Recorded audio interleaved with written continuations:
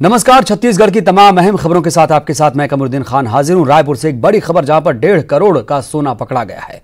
कोलकाता से कार से इस सोने को लाया गया था। तेलीबांधा थाना पुलिस ने इस बड़ी कार्रवाई को अंजाम दिया। तो तेलीबांधा थाना पुलिस की एक बड़ी सफलता कही जाएगी। 1.5 करोड़ का सोना पकड़ा गया है।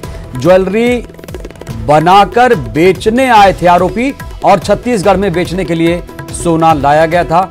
पुलिस ने दोनों आरोपियों को पकड़ लिया है। तो इस तरह से एक बड़ी कार्रवाई कही जाएगी। रायपुर में तेलीबांधा पुलिस ने 1.5 करोड़ रुपए का सोना पकड़ा है। ज्यादा जानकारी के साथ हमारे सहयोगी राघवेंद्र साहू जुड़े हैं। राघवेंद्र, वाकई ये बड़ी कार्रवाई है, बहुत बड़ी सफलता है तेलीबांधा थाना पुलिस की। बताइए क्या जानकारी आपके पास, कौन लोग हैं जो छत्तीसगढ़ में सोना खपाने की कोशिश कर रहे थे? देखिए, ये जो पकड़ा गया है आरोपी वो रायपुर के डीडी नगर का ही रहने वाला है, जो कि कोलकाता से ये करीब 2.5 किलो वजन का जो है सोना लेकर आ रहे थे। और इस बात की जानकारी पुलिस को लगी थी मुखबिर द्वारा, किस तरीके से कुछ लोग स्विफ्ट डिजायर कार में जो है वो सोना लेकर आ रहे हैं। और इसके तत्काल बाद पुलिस ने जो है एक तरीके से ट्रैप बिछाते हुए इसको पकड़ने के लिए चेकिंग अभियान चलाया। और जो तेलीबांधा के प्रभारी हैं, जो साइबर सेल में भी हैं, उनको निर्देशित किया गया था आर के साहू को, और उन्होंने जो है एक तरीके से आरोपी को पकड़ा। और ये आरोपी लगातार इंकार कर रहा था कि उसके पास कोई किसी तरीके का कोई सोना नहीं है। और जब इस कार से तलाशी दी गई तो 2.5 किलो सोना निकला है। और इसके कोई कागजात इनके पास नहीं थे। यहाँ के 2.5 किलो सोना कहाँ से खरीदा गया, किसी तरीके से कोई वैध दस्तावेज नहीं है। इसके बाद गिरफ्तार कर दिए गए और IT विभाग को भी इसके बारे में जानकारी दी जा रही है, ताकि आगे जो है इस पर कार्रवाई की जा सके। बिल्कुल, IT विभाग को भी जानकारी दी गई, कार्रवाई और सही तरीके से हो। राघवेंद्र, जानना चाहूंगा कि जो दोनों आरोपियों को पुलिस ने पकड़ा है वो और क्या कुछ जानकारी दे रहे हैं? पुलिस क्या कह पाने की स्थिति में है? पुलिस इस पूरे केस को किस नजरिए से देख रही है? देखिए, जिस तरीके से 2.5 किलो सोना है तो लगभग कहीं ना कहीं ये मामला पूरा संदिग्ध है। किसी तरीके से कोई वैध कागजात नहीं है, तो जाहिर तौर पर ये इस तरीके की चीजें जो है निकल कर सामने आती है जब अवैध कारोबार किया जाता है। और ये कई बार ऐसे मामले जो हवाला से भी जुड़े होते हैं, तो रुपयों का लेन देन हो या इस तरीके से सोना हो, तो ये आरोपी जो पकड़ में आया है तो विस्तृत रूप से पूछताछ की जाएगी, तब और क्लियर हो पाएगा किस तरीके से सोना अगर कोलकाता से लेकर आ रहे थे, कहाँ से इन्होंने खरीदा था। और इसके जो करीब 1.5 करोड़ रुपए से अधिक का चूंकि सोना है, तो जाहिर तौर पर ये आयकर की भी इसमें चोरी का मामला है, जिसके कारण से आयकर टीम को भी पुलिस पृथक से जानकारी दे रही है। और उसके बाद आयकर विभाग भी अपनी जो है कार्रवाई इस पे करेगी। क्या वाकई राघवेंद्र अवैध कारोबार इस तरीके से हो रहा है कि कोलकाता से सोना आए और छत्तीसगढ़ में उसे खपाया जाए, बेचा जाए? क्या जो लोग गिरफ्तार हुए हैं वो सिर्फ मोहरे हैं, असली खिलाड़ी इसके पीछे कोई और ही है? देखिए, ये पूछताछ और स्पष्ट हो पाएगा। हालांकि ये बताया जा रहा है कि जो आरोपी पकड़े गए हैं वो इसके जेवरात बनाकर यहाँ पे बेचने चाह रहे थे। तो जाहिर तौर पर जब आते हैं जी, तो लाकर उसको पाने की बात है कि आखिर, और कहीं ना कहीं पैसे का जो लेन देन है वो संदिग्ध है कि कहाँ का पैसा है। एक नंबर पे दिखाया नहीं जा रहा है उसको, सोना खरीदने का जो कागजात है वो नहीं दिखाया जा रहा है। तो पूरा जो मामला है वो संदिग्ध है। और बिल्कुल, तो मामला बहुत संदिग्ध है और संगीन भी है। राघवेंद्र, बहुत बहुत शुक्रिया आपका ताजा जानकारी देने के लिए। कवर्धा के आदिवासी झाम सिंह धुर्वे एनकाउंटर मामले में छत्तीसगढ़ के वन मंत्री ने मध्य प्रदेश के मुख्यमंत्री को खत लिखा। प्रदेश के वन मंत्री मोहम्मद अकबर ने MP के मुख्यमंत्री को लिखे पत्र में ऐतराज जाहिर किया और कहा कि मध्य प्रदेश पुलिस के द्वारा की गई इस हत्या पर मुख्यमंत्री की बैठक में संज्ञान नहीं लिया गया। अकबर ने 12 सितंबर को लिखी गई चिट्ठी का हवाला देते हुए कहा कि मामला बेहद गंभीर है, लेकिन अभी तक मध्य प्रदेश सरकार द्वारा इसे लेकर कोई कदम नहीं उठाया गया है। वन मंत्री ने पत्र में लिखा कि 6 सितंबर को मध्य प्रदेश पुलिस ने छत्तीसगढ़ के एक निर्दोष बेकसूर आदिवासी की हत्या कर दी और दूसरे आदिवासी की हत्या करने की कोशिश की, जो बेहद गंभीर मामला है। उन्होंने पत्र में लिखा कि इससे छत्तीसगढ़ के आदिवासी समाज में गुस्सा बढ़ता जा रहा है। वन मंत्री अकबर ने उनके द्वारा पहले लिखी गई चिट्ठी पर कार्रवाई न होने पर निराशा जाहिर की। उन्होंने CM शिवराज सिंह चौहान से फिर से अनुरोध किया कि इस संवेदनशील मामले में उच्च स्तरीय जांच तत्काल की जाए और छत्तीसगढ़ सरकार को कार्रवाई की जानकारी मुहैया कराई जाए। कवर्धा जिले में मत्स्याखेट के लिए गए 2 आदिवासियों पे मध्य प्रदेश की पुलिस ने गोली से हमला किया, जिसमें एक आदिवासी की मृत्यु हो गई, दूसरा बाल बाल बच गया। गोली उसके जो मछली मारने का डंडा था उसको चीरते हुए निकल गई।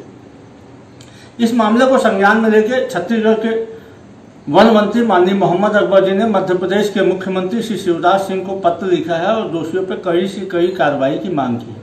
दुर्भाग्य से इस मामले में अभी तक मध्य प्रदेश सरकार ने कोई भी निर्णय नहीं लिया।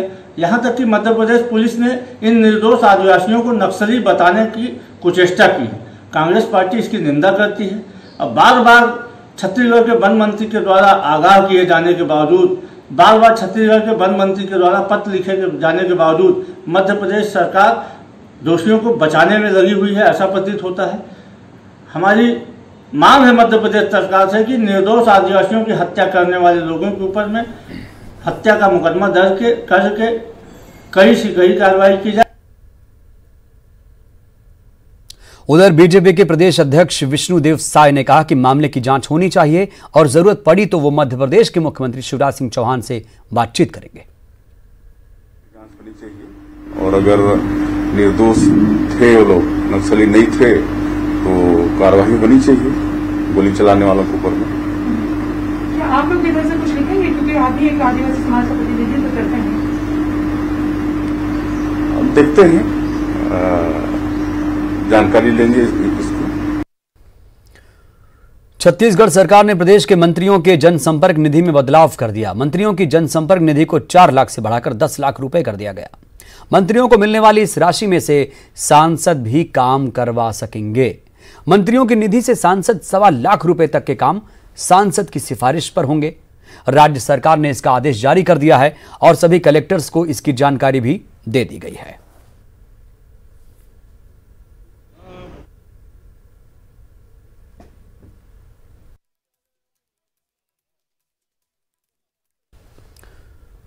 मरवाही में विधानसभा चुनाव भले ही अभी इसकी घोषणा नहीं हुई, लेकिन प्रचार शुरू हो गया। इसी कड़ी में मरवाही पहुंचे मंत्री जय सिंह अग्रवाल ने एक सभा को संबोधित किया। तस्वीरें आप देखिए। तो अभी चुनाव की घोषणा तो नहीं हुई है, लेकिन अभी से अब प्रचार शुरू हो गया है और मरवाही विधानसभा में आपको बता दें उपचुनाव होना है। अजीत जोगी यहां से विधायक थे और अब वो इस दुनिया में नहीं है, लिहाजा यह सीट खाली है। आपदा प्रबंधन विभाग और जोगी कांग्रेस के प्रदेश अध्यक्ष अमित जोगी की जाति के मामले में सुनवाई से हाईकोर्ट ने इनकार कर दिया। कोर्ट की सिंगल बेंच ने मामले किसी दूसरे बेंच को भेज दिया है। गौरतलब है कि संत कुमार नेताम ने अमित जोगी की जाति को लेकर गौरेला पेंड्रा मरवाही जिले में कलेक्टर से शिकायत की। शिकायत के आधार पर जिला छानबीन समिति कमेटी ने अमित जोगी को नोटिस जारी किया, जिसके खिलाफ अमित जोगी ने बिलासपुर हाईकोर्ट में याचिका दायर की है। और खबर धमतरी से, जहां पर हाथियों के कारण सड़कें बंद रही हैं और कई घंटों तक सड़कें जो हैं वो बंद हैं। धमतरी ओडिशा मार्ग बंद है। 22 हाथियों के झुंड ने सड़क पर डेरा डाल रखा है। आप तस्वीरों में देख रहे हैं, न्यूज़ 18 आपको ये एक्सक्लूसिव तस्वीरें दिखा रहा है। जब हाथियों का डेरा यहाँ पर है तो फिर किसकी इतनी हिम्मत कि इस सड़क से वो कहीं और जा सके। हालांकि वन विभाग लगातार कोशिशें कर रहा है हाथियों को हटाने के लिए। 22 हाथियों का झुंड यहाँ पर मौजूद है और ऐसे में आवागमन पूरी तरीके से बाधित है। यहाँ पर तो बड़ी खबर आपको बता रहे हैं, कई घंटों तक धमतरी ओडिशा मार्ग बंद रहा और 22 हाथियों का झुंड यहां पर देखा जा सकता है। सड़क पर हाथियों ने डेरा डाल रखा है और इस वजह से सड़क बंद रही। तो ऐसी स्थिति अक्सर देखने को मिल जाती है, क्योंकि जो इलाका आपको बता दें वन परिक्षेत्र में आता है और जंगली इलाका है। ऐसे में इस सड़क पर ऐसी स्थिति आए दिन बन जाती है जब हाथियों का झुंड इस तरह से देखा जा सकता है।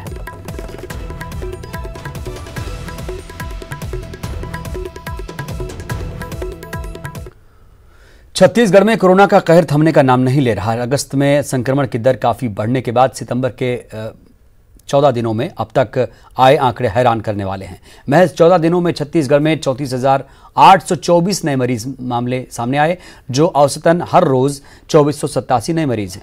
तो वहीं मौत के आंकड़ों में भी लगातार इजाफा हो रहा है। सितंबर के महज 14 दिनों में 296 लोगों की मौत हो चुकी है, जो औसत हर रोज 21 मौत दर्ज की जा रही है। बात अगर आंकड़ों की करें तो 31 अगस्त तक छत्तीसगढ़ में कुल संख्या 31,503 थी और एक्टिव मरीजों की संख्या जो है 14,237 थी। तो वहीं कोरोना से मरने वालों की जो संख्या है 277 थी। 14 सितंबर को कुल मरीजों की संख्या 67,327 पहुंच गई थी। एक्टिव मरीजों की संख्या 22,645 है और मौत का आंकड़ा 573 पर जा चुका।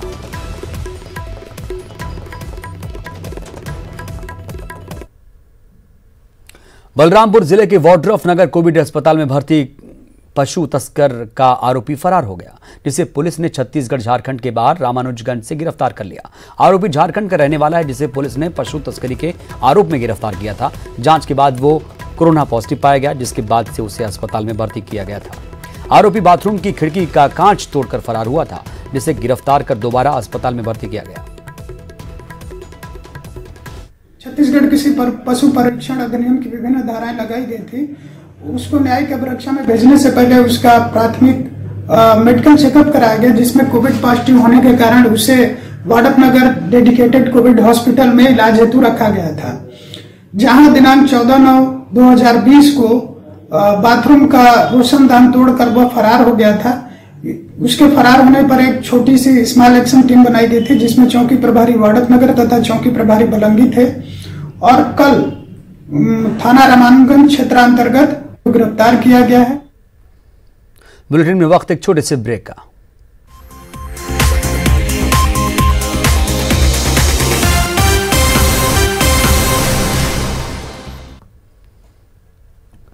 ब्रेक के बाद हाजिर हूं। बात बेमेतरा जिले की, जहां कोरोना वायरस का कहर अपने चरम पर है। आम लोग, स्वास्थ्यकर्मी, डॉक्टर, अधिकारी सभी इसकी चपेट में आते जा रहे हैं। वहीं बेमेतरा जिले में कई जगह ऐसे देखने को मिल रहे हैं कि स्वास्थ्यकर्मी भी लापरवाही बरत रहे हैं। ऐसा ही एक मामला जिला न्यायालय के सामने देखने को मिला, जब कोर्ट के कर्मियों का कोरोना चेकअप करने के बाद उपयोग में आने वाली पीपीई किट को कोर्ट के सामने ही फेंककर स्वास्थ्यकर्मी फरार हो गए, जबकि पीपीई किट को सही तरीके से नष्ट करने के गाइडलाइंस मौजूद हैं।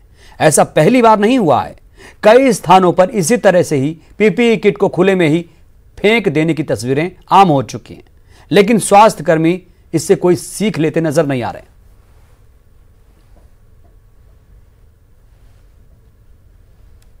और बेमेतरा जिले में आज टोटल लॉकडाउन का तीसरा दिन है, जिसके बाद पहली बार जिला मुख्यालय की सड़कों पर सन्नाटा दिखाई दिया। वैसे तो जरूरी सामानों की दुकानें खोलने के लिए सुबह 7 बजे से 11 बजे तक का कलेक्टर द्वारा छूट दिया गया। इसके बाद भी किराना, डेयरी, सब्जी व्यापारियों ने अपनी स्वेच्छा से पूरी तरह से दुकानों को बंद रखा। इसके बाद सही मायनों में लॉकडाउन जैसी स्थिति जिला मुख्यालय में देखने को मिल रही है।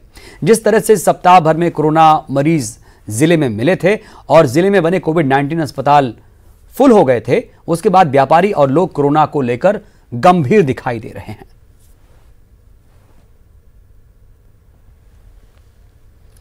बलौदा बाजार में चिटफंड कंपनियों के खिलाफ उसके एजेंटों और पैसा जमा करने वालों ने धरना प्रदर्शन किया और चिटफंड कंपनी से पैसा वापस दिलाने की गुहार लगाई। प्रदर्शनकारियों ने प्रदेश सरकार से भी मदद की गुहार लगाई। इसके अलावा राज्यपाल के नाम तहसीलदार को ज्ञापन भी सौंपा गया।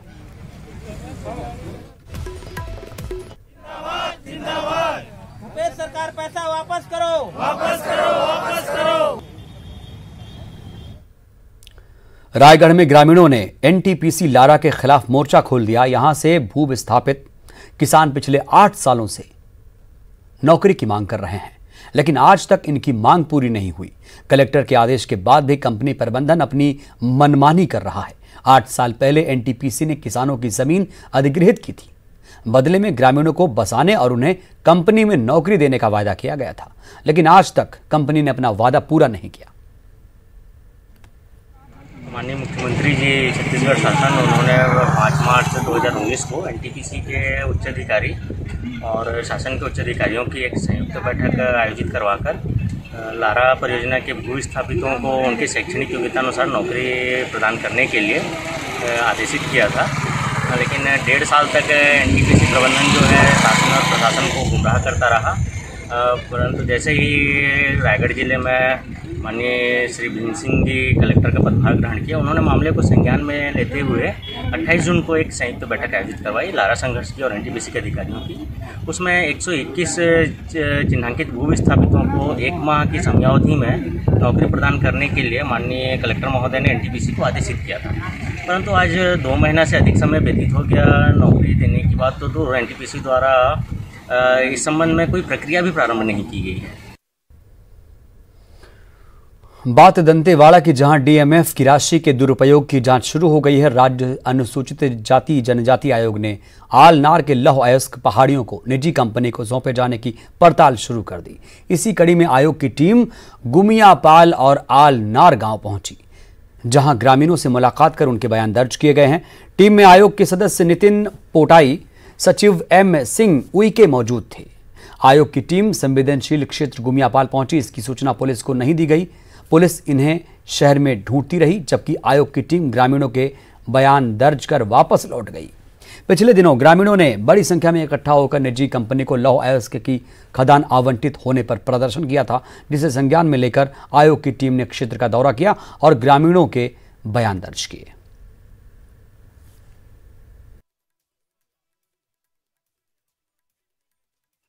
जहां जहां भी आदिवासियों की समस्याएं हैं, आयोग उसे संज्ञान में लेकर अपने स्तर पर कार्य कर रहा है। चूंकि बस्तर संभाग 5वीं अनुसूची क्षेत्र के अंदर शामिल है और यह पेशा कानून लागू है। यहाँ बैरा जिले में लोहा खदानें हैं और कृषि मंत्री कमल पटेल ने कहा कि प्रदेश यूरिया का पर्याप्त स्टॉक है प्रदेश में और किसानों को यूरिया की कमी नहीं होगी। उन्होंने कहा कि कालाबाजारी करने वाले सलाखों के पीछे जा रहे हैं और जाते रहेंगे। बेशरम है, 15 महीने ये सत्ता में रहे, किसानों को, युवाओं को, महिलाओं को, हर वर्ग को धोखा देकर हम तुम्हारे को उनको सपने दिखाए कि ये कर देंगे 2 लाख तक का कर्जा माफ, लेकिन नहीं किया, फेल हो गए और इसलिए सत्ता से बाहर हो गए। अब खबतियाई बिल्ली खंबा लोच रही है। जब से मुख्यमंत्री शिवराज जी बने हैं और मैं कृषि मंत्री बना हूं, कांग्रेस की नींद हराम हो गई है, कमलनाथ की नींद हराम हो गई है कि जवाब क्या दें। मैं रोज अटैक करता हूं, बताओ कमलनाथ जी तुमने 2 लाख के कर्जे माफ क्यों नहीं किए, जनता को धोखा क्यों दिया 10 दिन में? नहीं तो मुख्यमंत्री बदल देंगे, राहुल गांधी जवाब दे, कांग्रेस जवाब नहीं दे रही। कांग्रेस विधायक विनय सक्सेना ने जबलपुर के नए कलेक्टर कर्मवीर शर्मा को आड़ियल बताते हुए कहा कि वो पता नहीं किस तानाशाही माहौल से आए हैं। कांग्रेस विधायक ने शहर में कोरोना को लेकर बिगड़ते हालात को लेकर कलेक्टर की कार्यशैली पर सवाल खड़े किए। उन्होंने कहा कि जबलपुर बड़ा शहर है, यहां का तासीर अलग है। उन्होंने कहा कि अगर यहां की स्थिति नहीं सुधरी तो लोगों का आक्रोश बढ़ता जाएगा। नया जिला है जबलपुर शहर और जबलपुर शहर की तासीर अलग है। यहाँ के जो अधिकारी वर्तमान में आए हैं, इन्होंने तो अभी जनप्रतिनिधियों तक से बात नहीं करी, पता नहीं किस तानाशाही माहौल से आए हैं। जबलपुर शहर में किसी जिम्मेदार जनप्रतिनिधि से हो सकता है कि भारतीय जनता पार्टी के विधायकों से बात की, लेकिन उन कांग्रेस के अन्य प्रतिनिधियों से आपको बात करने की फुर्सत नहीं। इसका मतलब है कि आपका जो रवैया है कहीं ना कहीं अड़ुअलपन का है। इस अड़ियलपन के अधिकारी जबलपुर शहर में चल नहीं पाते और इसके खिलाफ कहीं ना कहीं आवाज़ उठेगी। भोपाल के बड़ा तालाब में कूदने की कोशिश कर रही युवती को मौके पर मौजूद गोताखोरों की टीम ने पकड़ लिया। युवती के बारे में बताया जा रहा है कि युवती इससे पहले भी तालाब में खुदकुशी के इरादे से छलांग लगा चुकी है, तब भी लोगों ने उसे बचा लिया था और आज भी लोगों ने गोताखोरों की मदद से उसकी जान बची।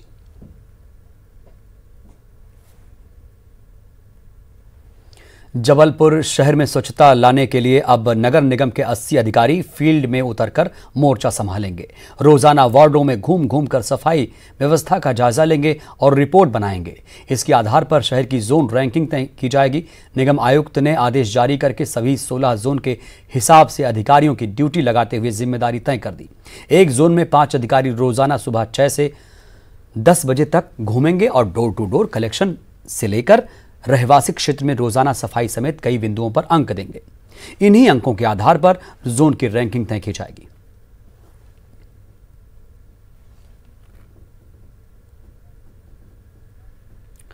दमोह के अस्पताल चौराहे पर जिले के युवाओं ने बेरोजगारी और निजीकरण के खिलाफ जोरदार प्रदर्शन किया। 1 किलोमीटर तक पैदल चलकर प्रदर्शनकारी कलेक्ट्रेट पहुंचे और सीएम के नाम एक ज्ञापन अधिकारियों को सौंपा। युवाओं का आरोप था कि सरकार ज्यादातर क्षेत्रों को निजीकरण के हवाले कर रही है, जिससे युवाओं को नौकरी के मौके मिलने कम हो गए।